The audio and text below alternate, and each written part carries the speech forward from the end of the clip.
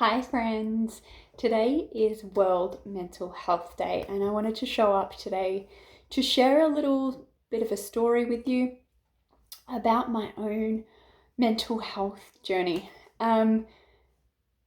So many of you who've followed me for a long time or been friends with me for a long time know that back in 2015, 2016, I came off the birth control pill, had a bit of a breakdown, identity crisis. I didn't know who I was. I had suddenly all these doubtful thoughts and just negative thoughts that I didn't used to have. And I started to question who I actually was, and was I actually this happy, bubbly person that I'd always been? Or was that just this pill that I'd been taking for 13 years making me happy or making me feel that kind of way? So that was a really interesting time because it was also when I started my business, and there was a lot of stress and pressure that I was putting on myself to get this new business up and running, this business that was my passion business, right? And get that happening, get clients through the door, trying to figure out all the ins and outs of online business. It was a very, very steep learning curve. There were financial pressures. I was, had my phone bill bouncing for the first time in my life. I got in line at the grocery store and had to count the items and add up how much it was compared to how much was in my bank account so that I wouldn't have that awkward moment of not being able to pay for what I had. I had to put stuff back on the shelf so that I didn't go over the limit of what I actually had in my account. It was a really, really difficult time, and I used laughter a lot through that time to get me through as a daily practice, and that's one of the reasons it's so near and dear to my heart. I already knew the power of laughter before that. I was already trained in laughter, and that's why I chose to use it, because I knew how powerful it was for me. And starting that regular practice, that daily practice, was really pivotal for me in changing the direction of things. So fast forward through a few years and I have a kid, and I fell in love with sleep for the first time in my life while I was pregnant, and started sleeping 8 hours a night, which I'd never done before. I think, not as a regular thing, more than 8 hours a night. I was nourishing my body. I fell in love with sleep. I was having a lot of naps after Julian was born for a long time, for at least a year after he was born, and probably nourishing myself on the rest and sleep side more than I ever had in my life. I tend to go out guns blazing and want to do a million things at once, and that takes its toll in our system. For those of you, some of you know, some of you don't know, but basically our nervous system is a little more complex than this, but it has two what we call modes or responses. So there's fight or flight mode, which is our survival based mode, where a lot of the functions in our body start to shut down. The way we use our brain shuts down. It's focused on one thing: survival. Yet at the same time, you would think that food would be survival based, but no, this is like fight or flight, fighting for my life kind of scenario. And that's the kind of mode that we can go in if we just keep going and going and going, and we become stressed out. Our sleep can be affected, our sex drive can be affected, our appetite can be affected, our digestion can be affected in all kinds of different ways. You might get constipated, you might go the other way and have a lot coming out. There's so many different things that it can do to our bodies. You might get a racing heart or a clenching. You might clench your jaw while you're sleeping. You might sweat a lot, or those kinds of things when you're in this extreme state of stress. Now that sounds super extreme, but it is unfortunately common, very, very, very common for people to be living this way. On the flip side of that, we have our rest and digest mode, or the parasympathetic response. This is where we are supposed to live the majority of our lives until we need to run for our lives, fight for our lives, hide, whatever, to keep ourselves safe and out of danger, which will obviously, even if we were living out in the wilderness, would be few and far between occasions. In today's world,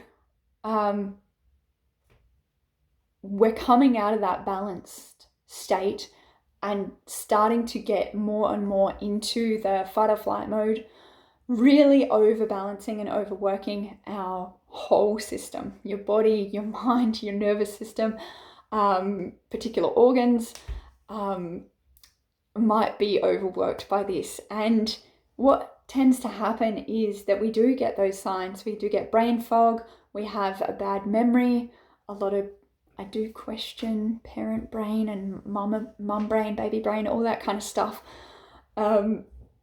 because of what I know about neuroscience and brain retraining now. That's another story for another day. But we tend to get this head fog, and for a lot of people, including me, it can also look like being completely overwhelmed by things, even if they don't, on paper, seem very overwhelming. As an example, I know I spoke to someone one time and she was saying how she was even overwhelmed by, she was dreading going and meeting up with her friends for lunch. It was like just another thing on the to-do list. And I could totally relate to what she was saying, because it's like everything's this to do. Oh, I got to get this done. I got to do the washing. I got to pick up the kid. I've got this meeting that I've got to go to. I've got to send this to this person. Whatever it is, it's just so much stuff, or it feels like so much stuff, even if it's just day-to-day stuff. And the reality is, the society that we live in and the fast-paced world that we live in, including right here online, is very highly stimulating, is very quick, fast, alerts, notifications going off. Our brain is not, has not evolved to deal with that very well. So what we need to do is take a lot of rest. And this was something earlier this year that I was not doing. I was burning the candle at both ends. I was staying up very late at night. I was then getting up very early for a lot of calls. I had calls even last November. I was running a 7-day training where I would be presentable on camera at 6 or 6:30 in the morning and be then presenting for about an hour, 7 days. And that really burnt me out, that challenge. But unfortunately, I didn't really stop and slow down after that. So I'd wake up, I would get a couple of things done. If I woke up before my son, I would then be dealing with him, either getting him to daycare or being with him during the day, getting meals organised, all that kind of thing, doing stuff around the house, trying to fit some work in while he was sleeping. However, prior to this period, I was when he was first born, I would sleep when he slept. I injured myself in February this year, so I then pulled back from the exercise that I was doing regularly. And slowly but surely, these practices that helped me, my exercise, my laughter, getting up early for myself, going to bed early, these kinds of things, if I could plot the demise on a graph, you would see the signs coming. And in April this year, I had a consultation with a naturopath about some dermatitis that I've had for years that used to get really, really intense. My hands would crack and bleed and sting, and it was really, really bad, and it had been going on for such a long time, and I knew it was related to my gut health. So I wanted to see this. And our gut health, for those who don't know, is controls everything. There's more neurons in our gut than there are in the brain. I think someone's even said more than the stars in the sky, but don't quote me on that one. But our gut is so important to our overall well-being, to our emotional state, to our mental health, and vice versa. Everything feeds into it. Our social health and well-being and connection and all of that feeds into our well-being. And that science has realized in the last few years, decades, let's say, it's really come to the surface that gut health is a thing. It's probably the thing as far as we're concerned. Like, first we used to think in medicine that it's just about the body. Then they started to acknowledge the mind, and now they're like, oh, look at this interaction between the gut and the brain. I'm not going to sit here and give you a lecture on it. I'm not good at quoting statistics and facts, to be perfectly honest. I'm not even going to go there, but if you want to look into it, there are some really great documentaries and things out there that you can find that will really open up your eyes. So anyway, I went for a consultation with this lady, and she did a full thing, asked me about a lot of things. One of the questions she asked me that I remember really hit me was, do you relax? And I had like a lump in my throat and tears come to my eyes when she asked me, and I was like, no, but I think I could. There was not any resting, any relaxing. I wasn't reading a book, wasn't just chilling out listening to music. I was doubling everything up. So I would listen to podcasts while I drove, and I would be answering messages while I cooked, and like everything was double or triple stacked. And we're not designed to survive in that mode for that long. It's due to help us when we need it, to keep ourselves safe, and then we reset back to rest and digest mode. And I was not doing that, despite being a coach for years, despite doing tons of personal development, despite having laughter, which was one of the biggest tools and can help us to reset all of this stuff, to elevate the feel-good chemicals in our system that bring us back into that state of balance as well, and to reduce the stress chemicals in my body. But you can't live a healthy life, you can't do anything unless you use the tools that you've got, right? You're going to make it very, very hard for yourself if you're using none of the tools that you've been given, or that you've learned, or that you've gained, or you've built yourself towards any outcome. So there I was. And she also does iridology. She looked into my eyes and she said, the tiger is behind you all the time. And I knew, because I know about fight or flight. I teach this stuff myself to my clients and have for years. I knew what she meant by that. And she said, it's affecting every organ in your body. And until we get your stress under control, there is no point trying to put good stuff into your gut, because it's not going to work, because the toxicity of your stress is going to undo anything that we're putting in there, and you'll just be wasting money on like supplements, basically. When she left my house after that consultation, I burst out crying, because I couldn't pretend anymore that things were okay, that I was coping, that I was dealing, that it was all good. Little things that became big things because I wasn't resetting or relaxing in between. Things like, it is stressful, and I think anyone who's taken care of a toddler or two would say, yeah, that sounds hectic. Getting my son back from daycare along with another toddler friend who's a little bit younger than him, from the car to a boat safely across the water, stressful, very stressful. And I would feel my body going, and I would then just get home and I'm like, okay, dinner time, got to get things rolling, dinner time, his bath time, bedtime, all this kind of stuff. And I also don't want you to get wrong my partner's role in this, because he's amazing and he helps quite a lot. But my system was just in overdrive all the time. I was always thinking about the next thing. I was always trying to do 3 things at once. And it doesn't really matter when you're in that state. You don't feel like the help is helping anyway, because you're just so overwhelmed, even with a couple of things on your plate, let alone if you live a very busy life. So I ended up taking a break from work at that point. A lot of my things were thankfully coming to a close. My mastermind was coming to a close after 12 months.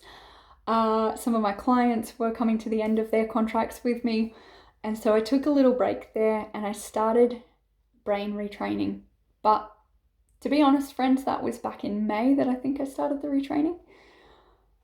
And I'm still going with it, and I'm still improving, and some days are really tough. And today being World Mental Health Day, I would love to stand here and be like, yay, everything's so amazing right now.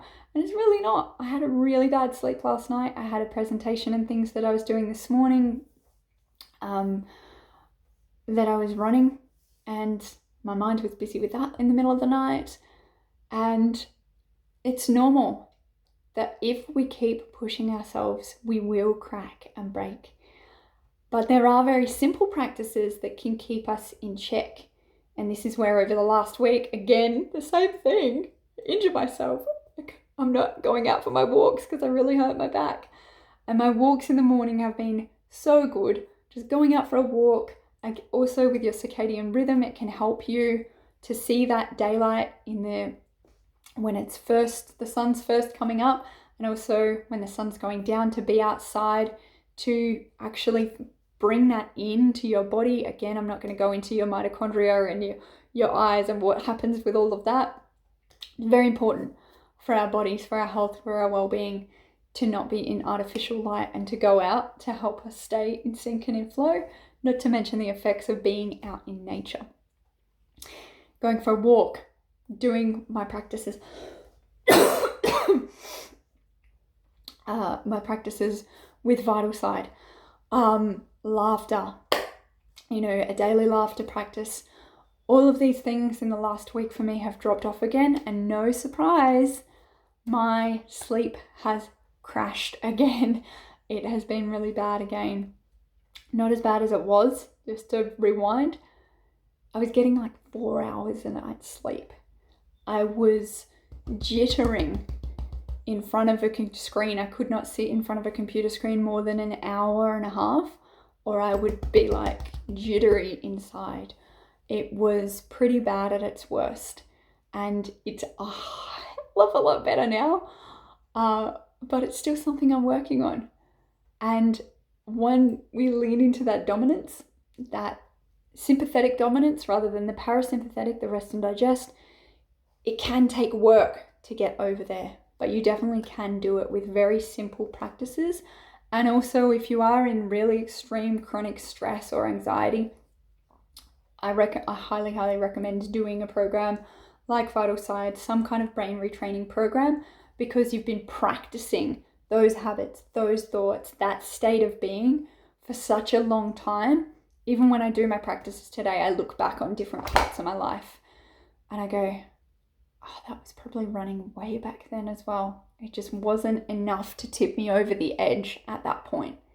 But it still wasn't necessarily like super healthy, super balanced behavior. So what I wanted to share with you, and I did not think I would talk for this long today, I wanted to share that story with you, and I wanted to share with you that it doesn't matter who you are, you're not indestructible, that you can have mental health issues if you go down these kind of path, and that it is extremely, extremely common. So maybe you know someone who doesn't get good sleep, is really foggy in their brain or forgets things a lot. Maybe they're showing some of these signs. Maybe they, lose their train of thought during conversations. Know that that person is really struggling, or maybe really struggling. Know that it may be super embarrassing for them as well to lose their train of thought in the middle of conversations. I have times where I'm presenting to clients and I forget what I'm saying. And there's other times where I'm just totally in the zone and in flow. But know that it is really, really difficult, and they may or may not be on a journey with healing that. So you might be able to, A, provide some compassion for them, B, point them in the direction of some help, some form of help, whether it's a doctor, whether it's a psychologist, whether it's a brain retraining program, whether it's something like yoga nidra, where they can actually get that rest that their system needs, even if they can't sleep. Whether it's going for a walk with them, something very simple, or having a little conversation and connecting with them. You might know someone who's single and has been in lockdown for a really long time on their own, had no physical connection or no in-person connection with anyone for a long time. It's really not designed Like, we're really not designed to be like that for long periods of time either. We are connected. We are designed to live in tribes and communities and thrive that way. And the current situation is really unhealthy for us as well, with all the restraints, all the lockdowns, all the fear of vaccines or other people or COVID itself or whatever it is. There's a lot of fear running through our systems right now. So it's really important to highlight that if you are feeling stressed, anxious, depressed, overwhelmed, whatever, there is help out there for you. Feel free to send me a message. If you need someone to talk to, and remember that you probably know some of these things. You probably have the answers, like, oh, I love walking, or I love listening to music, or I just need to slow down. It doesn't have to be complicated. Just get consistent with those practices that are going to help you, and find the support that can help you to do that, whether it's a friend, a family member, or a professional helping you. Sending you so much love. If you feel that this resonated, I would love to hear from you. If you'd love to share this, please do. Someone you know in your community, in your online network, may need to see this video today. Sending you so much love. Remember, you're creating everything in your life, and it's so possible for you to create anything that you can imagine, especially when you stay over on this side.